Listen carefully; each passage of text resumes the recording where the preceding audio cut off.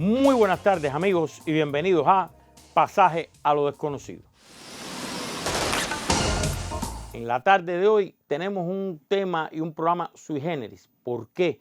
Porque se origina en la propuesta de uno de nuestros grandes accionistas principales. En este caso, no uno de ustedes que están del lado allá de la pantalla, sino uno de nuestros invitados que nos propuso el tema.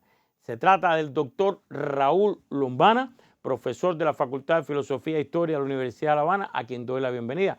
Buenas tardes, muchísimas gracias, doctor. Gracias a ustedes, como siempre. Por estar aquí y por la propuesta. Entonces, usted me evalúa, porque la propuesta fue suya, yo lo voy a decir. Un poco nos va a hablar de cuál es el origen de las grandes naciones, los grandes países de la Europa moderna, cómo se originaron cuando en un pasado ni remotamente se llamaban como ahora, ni tenían ese sentido de país unificado, como es el caso de ahora. Más o menos por ahí andan los tiros. ¿Es así, doctor? Sí. Pues entonces le quiero preguntar, ¿de qué estamos hablando o de qué vamos a hablar? De cómo, por ejemplo, Italia era un reinado, ducados, estados papales, no sé cuántas cosas, y de pronto no, con el tiempo se convirtió en lo que conocemos hoy como Italia. ¿Es un ejemplo a lo que usted se refiere? Adelante. Sí, Taladrí. A ver, primero que todo, si me lo permite, es una precisión, que es muy importante, porque si hay algunos amigos televidentes que estudian la historia a fondo y que estarán pensando quizás en la otra definición. Europa se define en dos, y sus grandes naciones se definen en dos momentos. Aquí vamos a estar sobre todo hablando del segundo. Pero es importante precisar que hay una definición de la Europa anterior desde la época de Carlomagno. Recordará que hemos hablado, nos ha salido a relucir en varios temas, que tiene que ver con los estados canónicos medievales, que tiene que ver con Carlomagno, básicamente la Europa occidental de Carlomagno. Y hay una definición de lo que es las naciones europeas ya modernas, que surgen con la modernidad. ¿Qué quiere decir con la modernidad? Posteriores a la Revolución Industrial y a la Revolución Francesa, o sea, después del 18 y buena parte a partir del 17 y ya casi transcurrido el 18 completo. Y a partir de ahí ya se puede hablar de que las naciones que aparecen son naciones modernas. ¿Por qué? Porque unas veces se corresponden con lo que conocemos de su estela anterior, pero otras veces no, ¿ya? Por ejemplo, tú mencionabas ahora Italia. Italia no existía como nación incluso mucho después de la Revolución Francesa no existía todavía, porque Italia había tenido en la península itálica el Imperio Romano, fíjate. Después había tenido, durante la época medieval, por lo menos centro-norte, parte del Sacro Imperio Romano-Germánico, que es muy complejo. Complejo porque incluía Alemania e Italia, que son mundos muy diferentes, cultural y políticamente hablando. Y luego, por algo que tú mencionabas, el desarrollo que adquieren, o sea, lo diferenciado del desarrollo de las ciudades del norte, ¿no?, con respecto a un sur que todavía hasta hoy sigue siendo una parte diferente de Italia, no se parece en nada al norte industrial.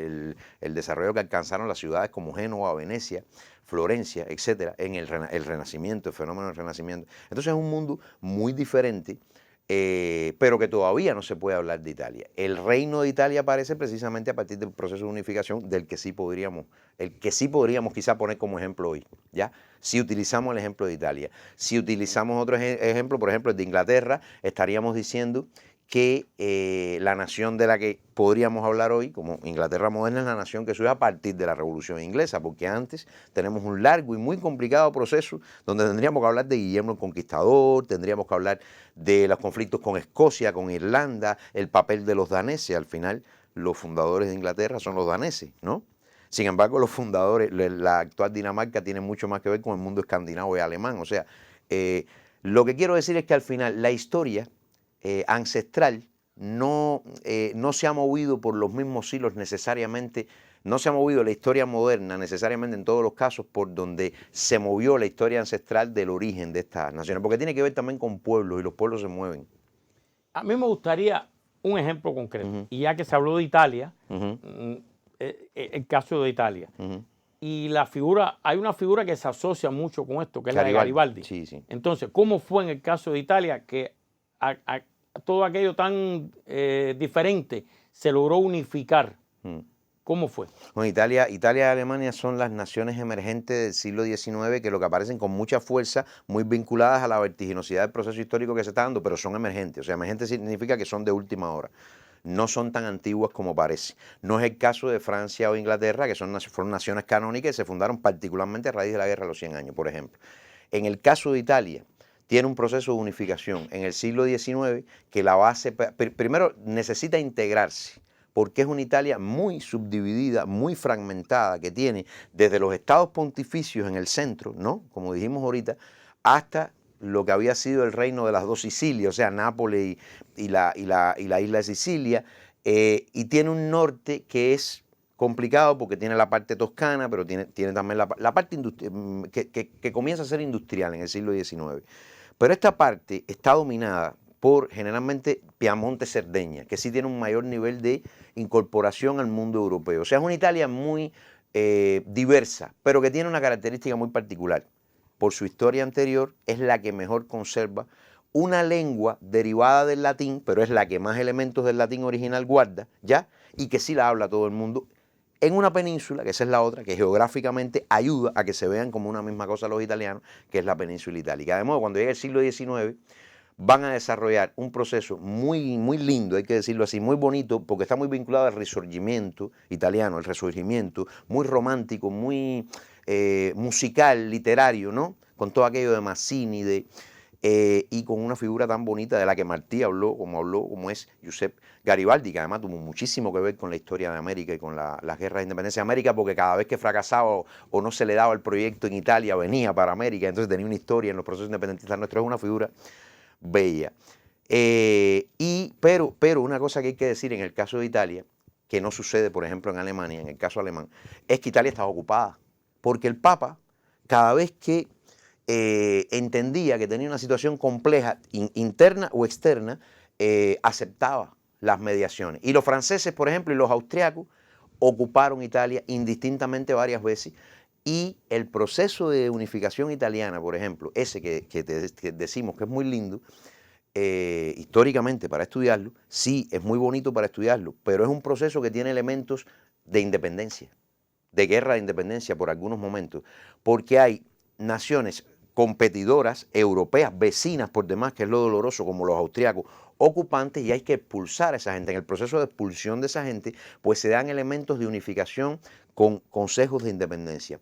Es un caso muy distinto al de Alemania, que es una expansión hacia afuera, un hacer la guerra hacia afuera contra los mejores competidores para patentar un espíritu nacionalista fuerte. Entonces, si quieres, después hablamos del caso de Alemania, pero en el de Italia específicamente es una larga historia que se lleva casi todo el siglo XIX y que termina de una manera muy curiosa, por cierto, porque después que Garibaldi había logrado aunar, Garibaldi tiene sus críticos y hay muchos autores, sobre todo ahora, en los últimos años, hay muchos autores que se están planteando acerca del liderazgo de Garibaldi, si realmente fue tal, o hubo ahí otros personajes. Mira, abajo Garibaldi tuvo apoyo, eso es lo cierto. Él fue el hombre que integró abajo. Hizo un proceso de abajo hacia arriba, uniendo a italianos que, ok, no siempre, no todos eran toscanos y no todos lo entendían, pero veían en él una figura nacional. Expulsaron, o sea, vencieron en ese proyecto con mucho trabajo, ¿no?, de expulsar al extranjero, pero Garibaldi, cuando llega al norte de Italia, que lo que le queda es unirse con Piamonte, curiosamente llama a Víctor Manuel III, rey de Piamonte-Cerdeña, y le entrega la batuta de la independencia, la batuta de Italia, le entrega a Italia para que la gobierne como rey de Piamonte-Cerdeña. De pronto se convierte en rey de Italia y él se va a cultivar manzanas en el norte. Hace poco supe que la manera en la que termina la película del Padrino, la primera parte con Marlon Brando jugando con el nieto con las manzanas, es un homenaje que le hace Francis Ford Coppola a Garibaldi. Eso es cuestión que no sabía, ¿no? Primera vez que escucho y es interesante porque sí. fue así también, ¿no? Le pasó lo mismo. Por lo menos se sabe que el director, cuando estaba haciendo la película, estaba leyendo ese pasaje y el caso le hizo el homenaje. Parece, sí. Ahora, ese proceso que usted describe en Italia, hubo batallas. Sí. Entre ellas, déjame hablarte de uno. La batalla ¿Quiénes peleaban? ¿Quiénes peleaban? ¿Quiénes eran las partes que que incidían en estas batallas que llevaron a la unificación de Italia? Ahora mismo te lo voy a decir, pero para que tenga una idea de lo importante que es eso que estás diciendo, ahí hubo, no fue la más contundente, pero la que más se conoció fue la batalla de Solferino, que fíjate el impacto que tuvo, que por la memoria de Solferino que escribió el fundador de la Cruz Roja, se creó la Cruz Roja. Imagínate tú la imagen de dolor, de mutilación, de sangre, de lo sangrienta que habrá sido el resultado de esa batalla, que apareció la Cruz Roja. La respuesta es los austriacos, en ese caso contra los austriacos. Y primero había sido contra las tropas de Napoleón III. ¿Te acuerdas de Napoleón III? Sobrino de Napoleón, que gobernó en Francia hasta el año 52, 1852, hasta que el proceso de expansión alemán lo sacó Bismarck, derrotó a Napoleón III. Y así fundó el Imperio Alemán. El Imperio Alemán se funda en el Palacio de los Espejos ¿cómo es? El Salón de los Espejos del Palacio de Versalles. Y entonces primero fue contra el ocupante francés y luego contra el ocupante austriaco. Y las batallas hubo batallas tan sangrientas como la de los procesos de independencia aquí en América. Cuando te digo sangrientas me refiero a batallas a bayoneta, arma blanca, con artillería. Acuérdate que es la etapa de la artillería heredera de Napoleón. O sea, Napoleón ya no estaba, pero el siglo XIX es un siglo de artillería en la historia militar, por excelencia. Y es un proceso muy duro. Son batallas muy duras, muy complejas, donde no siempre hay un vencedor, a veces hay una especie de empate, ¿no?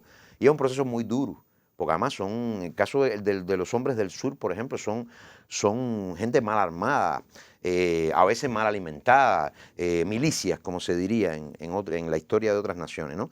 Ya al norte, a medida que el proceso va caminando hacia el norte, sí te vas encontrando a una Italia que todavía no existe, todavía no es el Reino de Italia, más organizada, sobre todo en la zona piamontesa. Hay que decir también que en Piamonte, Cerdeña, hay uno de los grandes diplomáticos de la historia que maneja muy bien, muy convenientemente todo lo que está haciendo Garibaldi y toda la estela de Mazzini con el Risorgimento y la parte ideológica y lo que unifica a los italianos. Lo maneja muy bien en lo que se denomina la diplomacia, la historia diplomática, para él ir construyendo también una imagen de un reino de Italia que sea Piamonte, Cerdeña extendido. Y esa persona es Cavour, el conde de Cavour. Es un personaje del que no se habla mucho, pero si me preguntas a mí, es de los hombres más inteligentes que hubo en el siglo XIX. ¿Y por qué no se habla tanto? Es Bueno, curioso, porque de Garibaldi se habla mucho. Hay todo tipo de documentales, libros, polémicas. bueno, a ver, no se habla mucho acá, no conocemos mucho acá nosotros, porque no damos una historia propiamente de Italia, pero los italianos, en la historia, los que trabajan la historia de Italia sí lo estudian. Yo creo que si me preguntas a mí, creo que en este periodo, última etapa del siglo XIX, el proceso, cuando Garibaldi lo termina, como se ve la estela esta romántica de Garibaldi, cuando Garibaldi lo termina y se lo entrega a Víctor Manuel, no se sigue estudiando. Muchas veces no se sigue el proceso del Reino de Italia. Después te reencuentras con Italia en la Primera Guerra Mundial. Fíjate que si piensas un poquito te vas a dar cuenta. No oyes hablar de Italia hasta la Primera Guerra Mundial, después que se unificó. Y esa historia del medio no se estudia mucho, pero ahí Cavour es esencial, como había sido esencial Clemens Wenzel, el príncipe de Metternich, austriaco, en el Congreso de Viena, ¿ya? Pero se estudia más dentro de la llamada historia diplomática, hoy podemos decir historia de las relaciones internacionales, pero cuando la historia no se aborda con un enfoque macropolítico de base y predominan otros enfoques que sabes que ahora son muy típicos, historia social, bueno, ahora se habla hasta de historia total, ¿no? De historias recientes, se habla de una cantidad de cosas, o de historia del presente, hay una cantidad de conceptos. Pues se va dejando esa historia política de toda la vida, que ha sido tan importante toda la vida. Y digamos que Cavour es un político más conocido, es un personaje más conocido vinculado a la política italiana de una época que a nivel de historia universal no es la que más se estudia. Pero solo digamos, se estudia más Alemania, porque Bismarck es más atractivo en esa etapa. Dos preguntas sobre este proceso en Italia. Uh-huh. La burguesía italiana que ya existía, Uh-huh. sobre todo en el norte, Uh-huh. ¿cómo funcionó en este proceso? ¿Lo apoyó, no lo apoyó, etcétera? Y lo segundo, ¿qué rol usted cree? Ya lo mencionó, pero quiero enfatizar, jugó el tema cultural de una sola lengua, la cultura, el arte propiamente, si jugó algún papel en este proceso de formación de una Italia Sí, unificada. casi todos los expertos en el tema de las formaciones nacionales y el nacionalismo te dicen que el elemento determinante a nivel de modernidad es la industrialización. Pero hay varios expertos que dicen que dentro de los elementos ancestrales, más ancestrales que guardan, porque está la nación cultural, la nación política, está el tema de la literatura en lengua vernácula y de la lengua. Son esenciales para unificar pueblos, ¿no? Italia hay que decir que tuvo eso muy a favor. Tuvo ese elemento muy, muy a favor por las razones que te dije ahorita, vinculadas al latín original, pero yo creo que la favoreció mucho, si me preguntas a mí también, la condición geográfica. Fíjate que nos pasa a nosotros en Cuba incluso, la condición, aquí tú puedes oír muchas formas diferentes de hablar el español, pero aquí hace mucho tiempo que se habla bastante parecido. Entonces, la condición insular ayuda mucho a eso. Italia no es una isla, pero es una península muy pronunciada. Fíjate, en España, con todos los problemas que tiene España, para formar su nación, el castellano jugó un papel fundamental. Sí, pero porque es una península. Lo geográfico ayuda mucho. Los alemanes no tuvieron eso, por ejemplo, Francia con sus características. Y bueno, Portugal, Bélgica, Holanda, por hablar solo de Europa Occidental, son otros casos, ¿no? Y sobre lo que hablamos al principio, ¿qué más nos puede decir? A ver, si tú revisas cómo se trata la historia en este periodo, sobre todo siglo XIX, te vas a encontrar que de manera muy limitada, sobre todo la historiografía española le llama la historia de los nacionalismos, la época de los nacionalismos, para referirse al siglo XIX, sobre todo después del Congreso de Viena, después que Napoleón sale de circulación. Y esto no es justo por varias cosas. Primero, porque el nacionalismo no es solo un periodo histórico, es un problema, un fenómeno histórico mayor que merece estudios ya con otra connotación, incluso es un tema transdisciplinario para algunos. En segundo lugar, porque el nacionalismo solo es una de las líneas ideológicas que tipifica el siglo XIX. El liberalismo yo creo que es más típico de hecho, o tan típico como el nacionalismo, y aparece otras cosas que tú conoces bien en ese siglo, el socialismo, etcétera. Todo eso está vinculado a la formación de las naciones. Y tercero, precisamente porque la formación nacional o las unificaciones, por ejemplo, del 19, que ya lo había hecho Estados Unidos en el siglo anterior, lo hace América Latina por acá a principios del siglo también, no son otra cosa que un fenómeno muy importante, pero uno más de los fenómenos importantes de la modernidad. Hay otros que también tienen un lugar importante. Pero los procesos de unificación yo creo que sí llevan un tratamiento específico, por ejemplo. Porque ahorita hablábamos de Italia, hemos puesto el ejemplo de Italia. El ejemplo alemán en cuanto a cómo se forma una nación es totalmente diferente, por ejemplo, ¿no? Es un caso donde el Estado Nacional se conforma hacia afuera, se conforma a partir de un expansionismo que se practica hacia afuera con 3 guerras muy particularmente.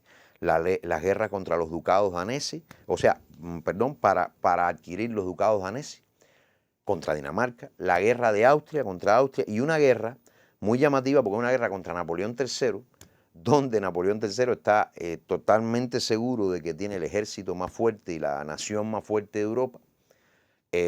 Un rey que además es un burgués, es un hombre que ha concientizado el capitalismo y lo está desarrollando. Incluso en algunos casos, en algunos momentos, se cree que es más fuerte que la Inglaterra victoriana, que es una Inglaterra muy, muy desarrollada, con muchas contradicciones también, y le hace la competencia, le permite el reto a Bismarck, a von Moltke y a compañía, y hay una guerra contra Francia que después de la batalla de Sedan, con Napoleón III derrotado, termina, como dijimos ahorita, con un imperio alemán que se anuncia, primer imperio alemán, primer Reich, o el segundo Reich, mejor dicho, porque el primero es el Sacro Imperio Romano Germánico, anunciándose en el Palacio de los Espejos de Versalles. Mucha gente pensó que no iban a perder la oportunidad para mantener ocupada Francia. No, no, no. Los alemanes se retiraron porque habían cumplido su cometido. Su proyecto de unificación lo habían cumplido. Ellos no necesitaban, a efectos de ello, mezclarse con la cultura francesa. Querían derrotarla, los habían derrotado y ya habían derrotado a los austriacos. Austria es lo que debe quedar para la Alemania católica no luterana, la Alemania que no es Alemania. Eso debe ser Austria. Y Austria es la frontera de una Italia que no cuenta con ella además porque en su momento el imperio austrohúngaro o el Imperio Austriaco la agredió y la ocupó. Para eso está Austria en el medio, para dividir ese antiguo imperio romano-germánico. Pero fíjate cómo han sido dos procesos de unificación diferentes, con nacionalismo por el medio, y sin embargo se han dado de una manera muy diferente. La diferencia es lo que pasa después, porque la rivalidad franco-alemana va a salir a relucir en todas las guerras, en las dos guerras mundiales. Y todavía, yo diría que hay gente que te dice que hoy, no, ya eso no es un tema histórico, pero hay gente que te dice hoy que Europa, la Europa actual, es una Europa, un liderazgo alemán, francés, británico, en una Europa ya en un área que no es continental, y los demás son actores, sujetos adicionales en el contexto de la Unión Europea. Tenemos especialistas analistas de la Europa actual que te dicen eso, por ejemplo, ya en un ámbito más politológico, más de la ciencia política. Y viene por ahí, todo esto viene por ahí, por la manera en la que se formaron esas naciones, que es súper interesante. Ahora bien, este es un tema interminable, porque la cantidad, por ejemplo, a mí sí me hubiera gustado preguntarle, creo que en Bélgica hay una parte que estuvo ocupada por España, ¿no? Sí, a ver, Bélgica conformó... no sé si no, es que no nos va a dar tiempo. Está Bélgica, está el tema de los Países Bajos, Holanda, sí. Está el tema de los países de la Europa Oriental que se han unido, separado, han pertenecido en distintos ¿Sabe momentos. por qué a la selección española de fútbol le dicen la Furia Roja? Por lo que hacían las tropas hispanas en Holanda, en los Países Bajos, cuando Flandes era parte de su imperio. Y para colmo, el Mundial de Fútbol que gana España se lo gana Holanda. O sea, imagínate lo complejo que será. Por eso le decía que es un tema que le propongo que continuemos en otro programa, a partir, como hicimos hoy, de ejemplos concretos. En este caso hoy, Italia, quizás Alemania. Y podemos analizar otros casos. La misma Inglaterra, como se le conoce, Reino Unido, ¿no? Portugal es un tema. El caso de Portugal, que siempre intriga. Suiza es un tema muy interesante. En la misma península ibérica, por qué se separaron, todo eso. Y le propongo que entonces continuemos en otro programa. ¿Le parece bien? Lo que ustedes quieran. Bueno, pues entonces ahora, ¿qué me resta? Invitarlo primero al momento de las interacciones. Ahí lo están viendo en pantalla. Les recordamos cada semana cómo interactuar ustedes, nuestros accionistas principales, como cariñosamente le llamamos, con el programa. Ahí están viendo el canal de YouTube, donde se sube este programa y ustedes tienen posibilidad también de participar, opinar. Y pasamos a la página de Facebook. Ahí la tienen. Ahora, durante toda la semana, usted va a poner opiniones o puede poner preguntas, lo que usted prefiera. Y el sábado, y está la tercera, sábado, 12:15 del mediodía, el programa de Radio Rebelde, que yo diría que es la tercera gran interacción principal que tienen ustedes con nosotros. Ahí va a estar el doctor Raúl Lombana, lo estoy invitando de nuevo, aunque usted es veteranísimo ya del programa. Y él que hará, bueno, contestará sus preguntas, comentará sus opiniones, hay llamadas, teléfonos abiertos, y ahí también estará el doctor Lombana como todos los invitados. Así que lo espero, doctor. Y ustedes, amigos, ¿qué me faltaría? Pues como cada semana, pedirle que esto sea solo el inicio para que usted busque, lea, vea, escuche, analice, alimente su cerebro para que al final, como siempre les pido, saque usted sus propias conclusiones. Buenas tardes.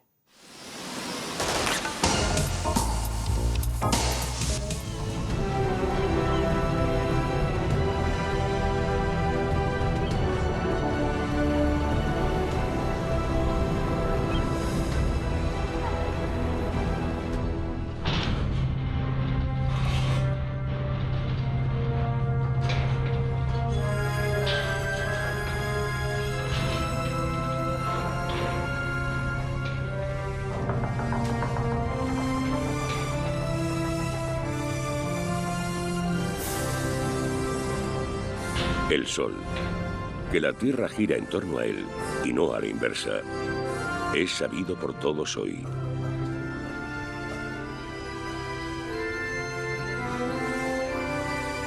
Pero cuando los astrónomos lo confirman en los siglos XVI y XVII, cuestionan también la autoridad de la Iglesia, que había colocado a la Tierra en el centro de la creación de Dios. El Sol como centro del cosmos también inspira a Luis XIV, entonces rey de Francia, que quiere establecer un nuevo orden en el universo político de Europa. Luis XIV quiere ser el equivalente al Sol en la Tierra y por eso lo elige como símbolo de su reinado. Su nuevo modelo de gobierno se llama absolutismo, lo que significa que el rey tiene todo el poder. O, como supuestamente dijo Luis, l'État c'est moi. El Estado soy yo. Pero ser el sol de Francia orbitado por los nobles no es suficiente para Luis. Él desea ser el sol de Europa. Todo el continente debería girar en torno al Roi Soleil, o Rey Sol.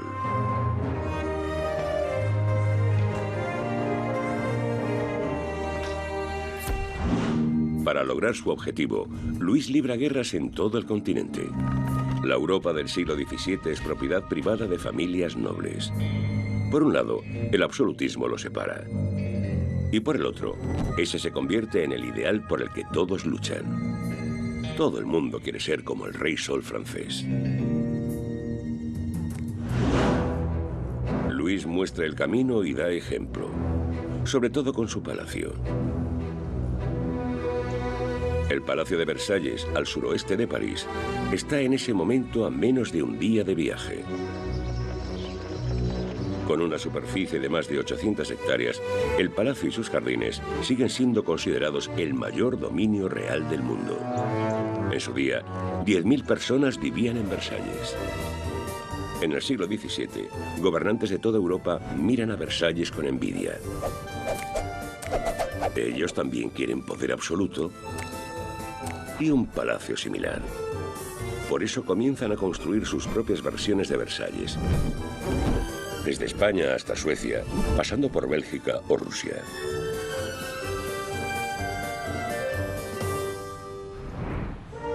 Desde Versalles, el escenario político europeo parece saturado. Cada vez más monarcas intentan eclipsar al Rey Sol francés. Y eso, para Luis, es inaceptable. Al ministro de Finanzas, Jean-Baptiste Colbert, le preocupa la vanidad de su rey. Además de las numerosas guerras de su majestad, sus extravagantes fiestas amenazan con llevarlos a la bancarrota. Sin embargo, Luis no acepta recortes en su estilo de vida, pues es fundamental para su despliegue real de poder.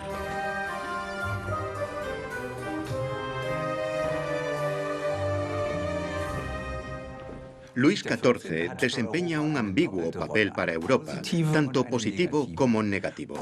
De manera positiva, establece el nuevo modelo de Versalles. De repente, toda Europa quiere imitarlo. Todos quieren hablar francés e imitar la cultura francesa. Pero, por otro lado, Luis XIV altera también el equilibrio político de Europa. Cruza fronteras, declara guerras y anexiona países.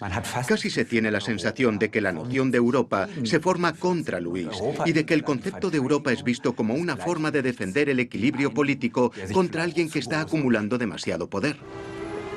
El pensamiento libre es otro contrapeso importante al poder. La era del absolutismo no solo es testigo de la construcción de palacios barrocos, sino también de nuevas facultades de filosofía en las universidades europeas, como la Sorbona de París. La filosofía se convierte en uno de los mayores contendientes de la teología o las creencias religiosas. Así, el siglo XVII marca también el comienzo de la Ilustración, la Edad de la Razón. Voltaire, Montesquieu, Jean-Jacques Rousseau, Thomas Hobbes, Francis Bacon, John Locke, David Hume, Adam Smith, Immanuel Kant, Gottfried Wilhelm Leibniz, Hegel.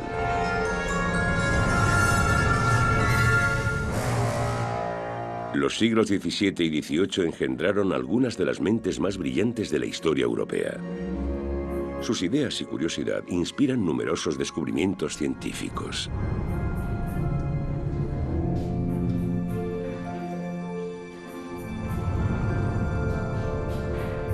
En las décadas de 1660 y 1670, el comerciante y científico holandés Antony van Leeuwenhoek quiere analizar sus fluidos corporales.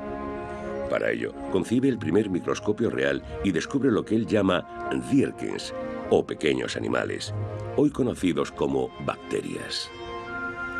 Además, descubre que los espermatozoides son la fuente de la vida, y no necesariamente Dios. La comprensión de las leyes de la naturaleza pone en tela de juicio las explicaciones bíblicas de la creación, para desgracia de la Iglesia. Los hallazgos del médico inglés William Harvey parecen aún más inquietantes. En 1628 publica la primera descripción científicamente correcta de la circulación sanguínea humana. El corazón, considerado la sede del alma, se ve degradado a la función de una mera bomba. Según la leyenda, una manzana conduce a uno de los descubrimientos más importantes de la ciencia moderna. Como si no bastara con que la Tierra no fuera el centro del universo, en 1687, Isaac Newton revela que es la gravedad y no Dios lo que mantiene a los planetas en sus órbitas alrededor del Sol. En aquel entonces, Europa estaba a la vanguardia de casi todas las ciencias. Entre 1751 y 1772, los editores franceses Diderot y D'Alembert tratan de resumir el conocimiento de su tiempo en una enciclopedia de 35 volúmenes, la Enciclopédie.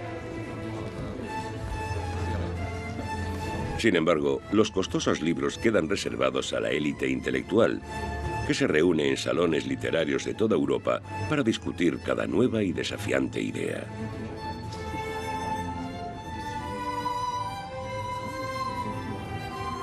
Aunque la Enciclopédie se ocupa principalmente de cuestiones científicas, contiene también artículos que cuestionan la aristocracia y el clero, antiguos poderes del antiguo régimen.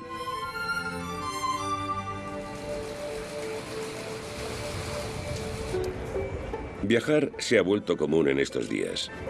Cada año, miles de estudiantes participan en el programa europeo de intercambio Erasmus, bautizado así en honor al humanista renacentista holandés Erasmo de Rotterdam. Se marchan al extranjero para realizar sus prácticas o asistir a la universidad. Sin embargo, algo similar ya existía en el siglo XVIII, el llamado Grand Tour.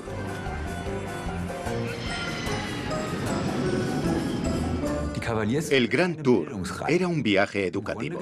Básicamente, eran jóvenes nobles que viajaban para experimentar aquello sobre lo que habían leído. Cruzaban fronteras, conocían otros países y sus tradiciones ampliaban sus horizontes, porque cuando ves algo diferente, puedes verte a ti mismo de manera diferente también y tomar conciencia de la diversidad de Europa. Los destinos más populares no han cambiado mucho desde el siglo XVIII. Por aquel entonces, Francia e Italia ya eran los destinos favoritos de los jóvenes nobles, especialmente Venecia, Florencia y Roma. Una visita a la ciudad eterna es considerada el clímax de todo Grand Tour. Obviamente había lugares de Europa a los que ibas de mala gana o simplemente no ibas. El Sacro Imperio Romano, la Alemania actual, no era un destino popular. La gente pensaba que viajar allí era agotador y que la gente no era amistosa. Y aún eran menos los que viajaban más al este, a Rusia. Como nadie quiere ir al este, el zar Pedro el Grande decide viajar al oeste en 1697. Aunque gobierna el mayor imperio del mundo en términos de riqueza económica y progreso técnico, Rusia es entonces uno de los países más atrasados de Europa. El zar quiere cambiar esto estudiando los países más avanzados de Europa occidental. Quiere viajar de incógnito, lo cual resulta difícil. A Pedro el Grande lo siguen más de 300 personas de su corte. En estas circunstancias es imposible mantener el anonimato. Sin embargo, el zar y su gran embajada son bienvenidos en casi todas partes. A cambio, muchos países esperan ganar acceso a Rusia y su mercado. El zar aprende sobre cañones de los prusianos y sobre construcción naval de los holandeses, mientras que los ingleses lo introducen al mundo financiero. Pedro el Grande viaja por Europa durante 18 meses, absorbiendo y aprendiendo todo lo que puede de los europeos occidentales. De vuelta en Rusia, el zar se propone modernizar su país, siguiendo el ejemplo de Europa occidental, y comienza adaptando la apariencia de su pueblo. Con efecto inmediato, deben vestirse de forma occidental. Pedro insiste en trasladar la capital de Moscú a la que se convertirá en su nueva capital, su ventana al oeste, San Petersburgo.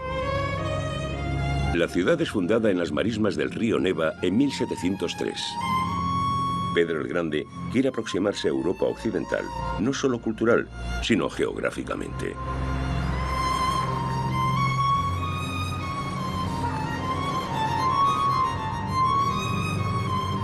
La construcción de su nueva capital es toda una empresa europea conjunta. En ella participan arquitectos, ingenieros y artesanos de todo el continente. Por ende, San Petersburgo es un testimonio de la transferencia de conocimientos de Europa occidental a Europa oriental. Una demostración de fuerza, pero también una letal tarea. Se estima que decenas de miles de hombres perdieron la vida durante su construcción. Los anhelos europeos del zar no se ven minados a pesar del coste. Al menos dará a su pueblo una de las ciudades más bellas del mundo. San Petersburgo puede parecer europea, pero las relaciones entre Rusia y el resto de Europa siguen siendo complicadas.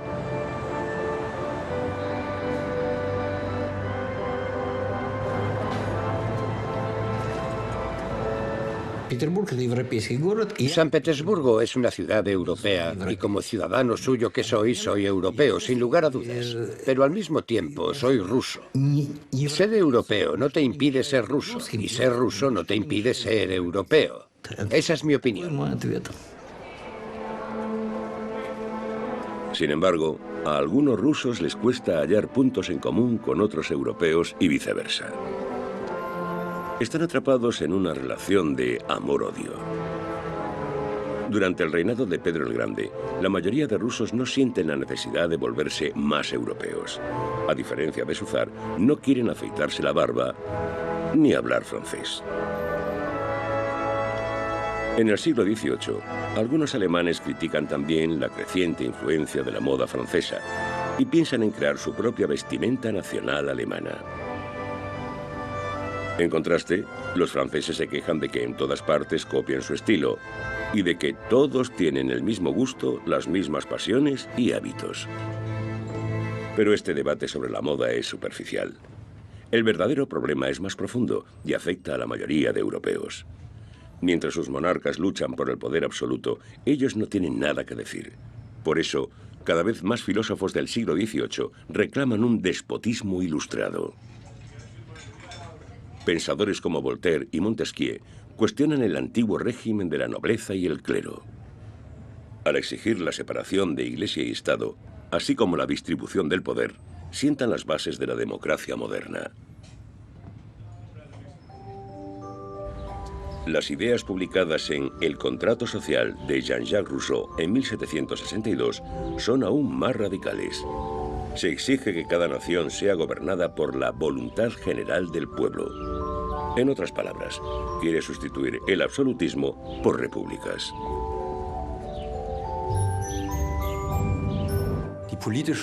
Los filósofos políticos de la Ilustración proporcionan las ideas que más tarde se pondrán en práctica durante la Revolución Francesa. Esto no quiere decir que los revolucionarios franceses irrumpieran en la Bastilla con libros bajo el brazo. Sin embargo, las ideas de la soberanía del pueblo, de la nación, de las elecciones y de la participación política las tomaron los revolucionarios de los filósofos de la Ilustración. Es posible que no hubieran leído a Rousseau, pero conocían sus ideas clave. En aquel entonces, los dirigentes europeos se negaban a ver que el sol del absolutismo se ponía lentamente. El contrato social de Rousseau es prohibido y su autor perseguido. No estaban preparados para sus ideas todavía. Mientras tanto, la competencia entre absolutistas destroza el continente. En 1756 llevan a Europa a una catastrófica contienda, la Guerra de los 7 Años. Una batalla desencadenada por la vanidad de las familias nobles que luchan por su hegemonía en Europa y en el mundo.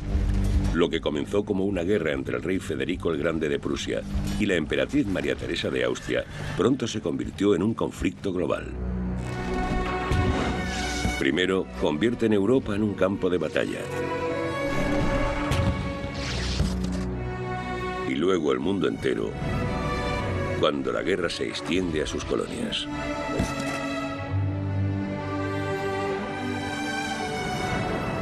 La Guerra de los 7 Años es la primera guerra mundial, librada en 3 continentes y en los océanos.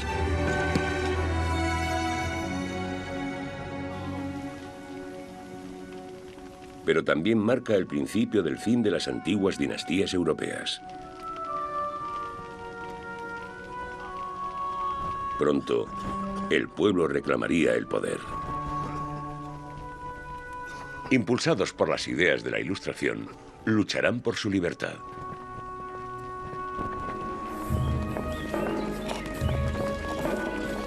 París, 1789. Mujeres francesas van a las barricadas. El compromiso militar de su rey en Estados Unidos ha llevado a un aumento de los precios en el país. El pan se ha vuelto inasequible.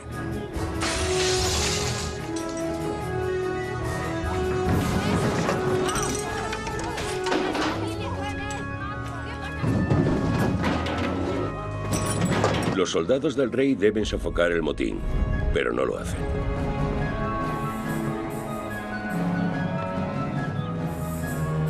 Ellos también quieren pan, libertad y democracia. Es el nacimiento de la Revolución Francesa. Como una tormenta, esta arrasa con la antigua monarquía. El poder ya no está en manos de la nobleza o del clero, sino del pueblo, del llamado Tercer Estado. Crean la Asamblea Nacional, el Parlamento francés, núcleo de la primera democracia moderna de Europa. Y hasta hoy, la República Francesa se basa en los mismos principios revolucionarios: libertad, igualdad y fraternidad. Este es al mismo tiempo el apogeo de la historia nacional francesa y un gran paso adelante. Incluso en el discurso político actual en Francia se escuchan cosas como «somos republicanos» o «es el deseo de la república». Hablar de república no es solo retórica en Francia, es el verdadero punto de referencia del sistema político. Las jerarquías son abolidas. En vez de Madame y Monsieur, son ciudadana, citoyen, y ciudadano, citoyen, respectivamente. Incluso el rey Luis XVI se convierte en ciudadano, en el ciudadano Luis Capeto. Entre 1793 y 1794 reina el terror en Francia. Los extremistas han tomado el control. Todo aquel sospechoso de oponerse a la revolución es amenazado de muerte. La Asamblea Nacional había democratizado la pena de muerte.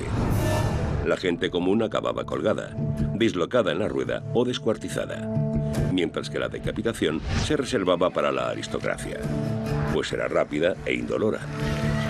Pero como ahora todas las personas eran consideradas iguales, todas merecían morir del mismo modo. Y para que las ejecuciones fueran más rápidas y por tanto más humanas, se inventa una máquina de matar: la guillotina.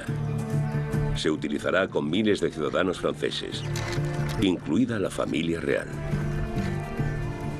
La Revolución Francesa no solo conduce a la libertad y a la democracia, sino a otra fase de opresión. El general Napoleón Bonaparte, natural de Córcega, quiere restablecer el orden en Francia y en Europa.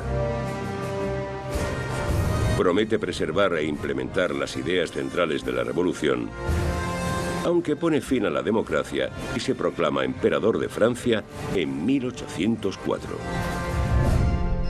Pero quiere más. Desea gobernar todo el continente.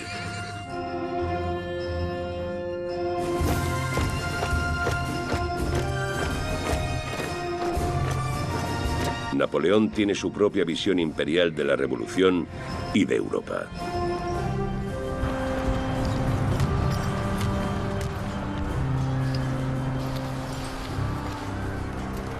Napoleón era europeo en el sentido de que conquistó todo el continente. Su concepto de Europa se correspondía más con el que representaba Carlomagno, por ejemplo, que el canciller alemán Konrad Adenauer. Quería una Europa bajo la supremacía francesa. Pero también es cierto que 2 siglos más tarde parece uno de los padres fundadores de Europa.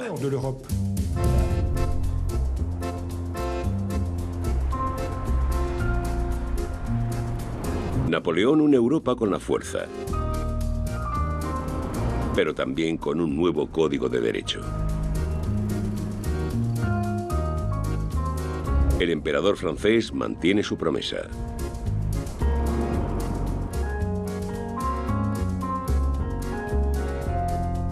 La implementación de ideas revolucionarias. En 1804 introduce el Código Civil Napoleónico, que garantiza la libertad y la justicia para todos los ciudadanos. Napoleón se ve a sí mismo no solo como un conquistador, sino como un libertador. Pero los pueblos de Europa pronto se percatan de que en realidad es un déspota que no se detiene ante nada por establecer su imperio y que no respeta su diversidad y su deseo de autodeterminación. Uno por uno, los pueblos de Europa descubren su propia conciencia nacional y se vuelven contra el emperador francés. Napoleón entró en política y en guerra con la idea de crear un imperio mundial. Durante su reinado, Europa se convierte esencialmente en un imperio napoleónico. Al mismo tiempo, Napoleón es también el emperador de los franceses y con su gobierno introduce a la vez el concepto de nación en Europa. Por tanto, en el momento en que une Europa bajo su mandato, lleva también ese espíritu de resistencia del nacionalismo a los países conquistados. Pero el nacionalismo engendrado por las conquistas de Napoleón se vuelve en su contra.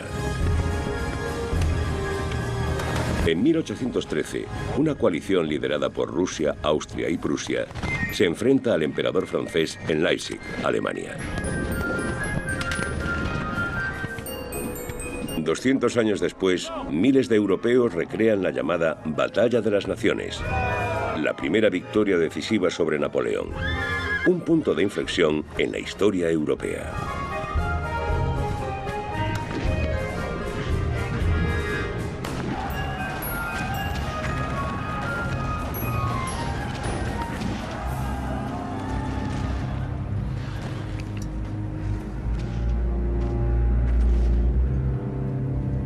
Después de que el emperador francés fuera finalmente derrotado, este es exiliado forzosamente a la isla de Santa Elena, dejando a Europa con una ambigua herencia.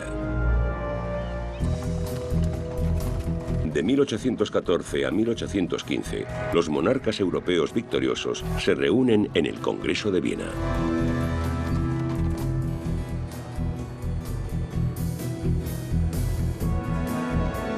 Se unen para restablecer el orden en el continente y su poder.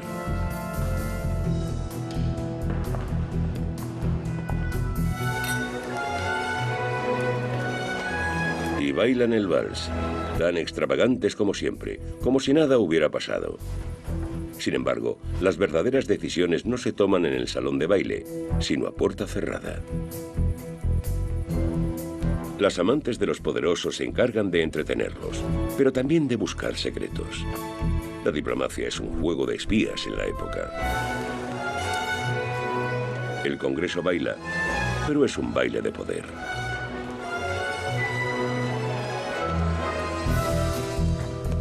Uno de sus objetivos es establecer una paz duradera, pero los monarcas tratan también de mantener, si no expandir, su influencia. El resultado no es tan dulce como el de estas figuras de mazapán. El reloj retrocede a tiempos anteriores a la Revolución.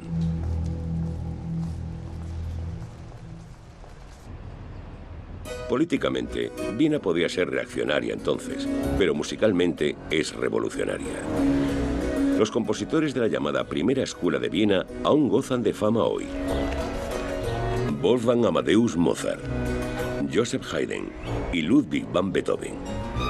Los tres están asociados a composiciones musicales repletas de emociones.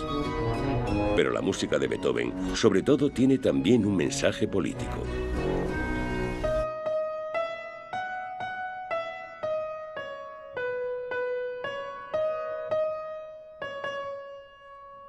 Beethoven es hijo de la Revolución Francesa.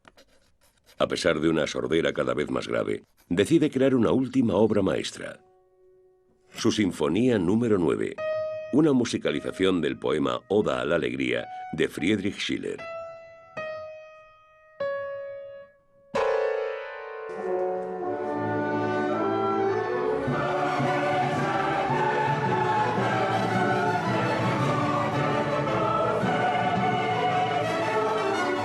Hoy es una de las sinfonías más tocadas del mundo.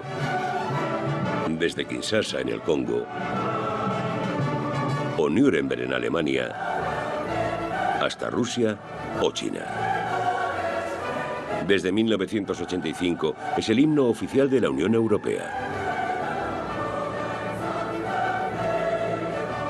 En Osaka, Japón, es interpretada por 10.000 aficionados cada año.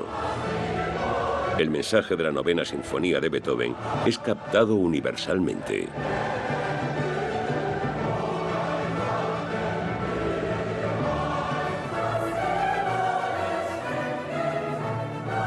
Pero en 1824, en su estreno en el Teatro de la Corte Imperial y Real de Viena, nadie presagia tal éxito. A fin de cuentas, la Sinfonía de Beethoven era la versión musical de la Revolución Francesa con una evocadora afirmación: todos los hombres serán hermanos.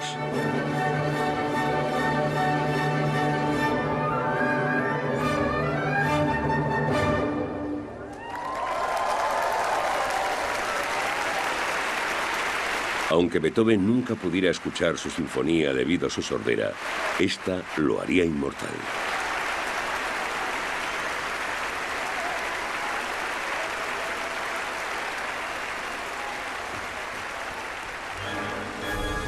En Bruselas, la música llega a comenzar una revolución en 1830. En ese momento, en el Teatro Real de la Moneda, se representaba La Muda de Portici, una ópera sobre una revuelta contra un opresor.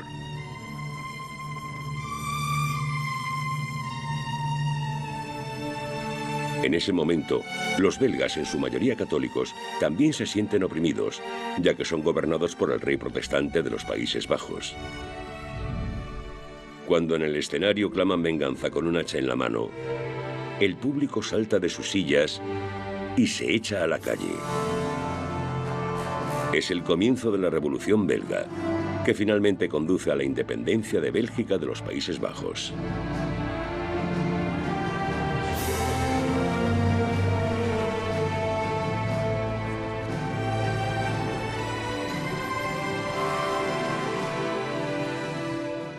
La Muda de Portici es un buen ejemplo de cómo la ópera puede avivar los ánimos y hacer que la gente se rebele.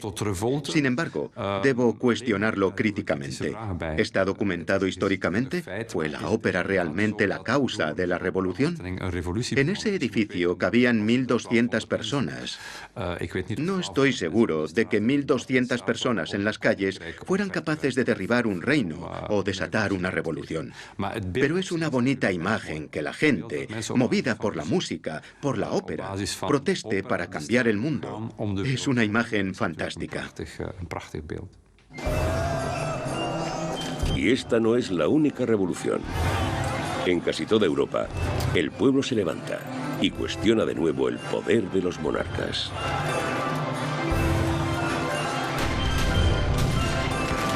Su lucha por la libertad culmina en las revoluciones de 1848, en la llamada Primavera de los Pueblos. El período de las revoluciones de 1848 es uno de los más hermosos de la historia europea y también de los más tristes. En aquel entonces surge la idea de la llamada Europa de las Naciones o el gran sueño de las naciones. Esto significa que las naciones se emancipan y forman nuevos gobiernos. Se conciben de inmediato como parte de una comunidad más allá de Europa basada en valores comunes, en la libertad, la democracia y la tolerancia. Esta época sería descrita más tarde como primavera de los pueblos, y la primavera es una bella estación.